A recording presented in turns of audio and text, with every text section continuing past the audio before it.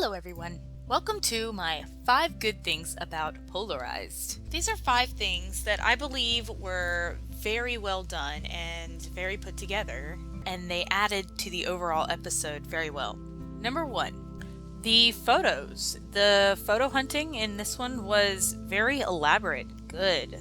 I enjoyed searching for them. They were just very well placed, and the nightmare scene itself had a bunch of photos you could take of just random stuff. And the fact that you had to ask Jefferson to take a photo of you to complete the collection, that was good. I mean, creepy, but good. Number 2, the romancing. The romancing options in the game were Chloe and Warren. And that was actually pretty fulfilling. The options in the game, if you advance towards Warren, you will eventually get the option to kiss him. If you advance towards Chloe, you get to kiss her at the end. My only complaint with this is that you don't see them kiss unless you sacrifice her. I think they should have put the kiss in both endings. That's the only complaint I have about that. But it was very satisfying. It was obviously resolved who she would be with depending on your choices. So that was very well done, very well done.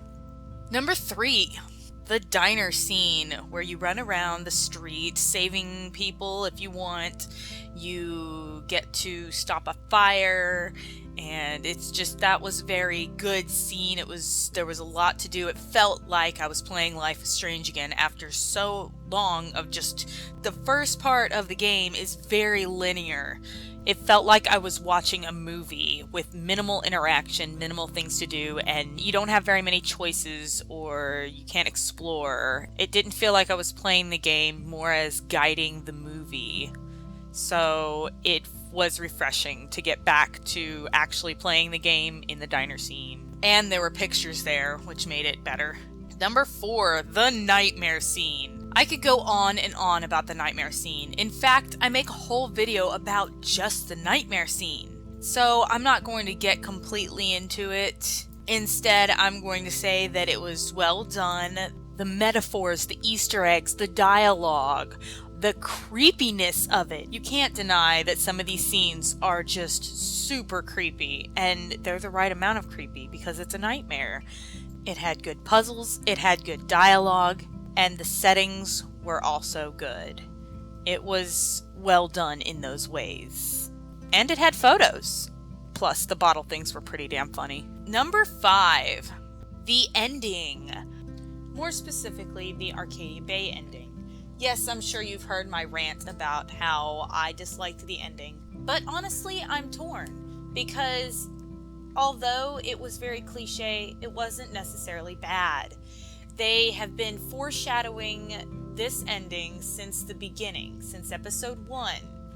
And the foreshadowing was very good. It was well put together, and the dialogue was well put together also. It was very heart-wrenching.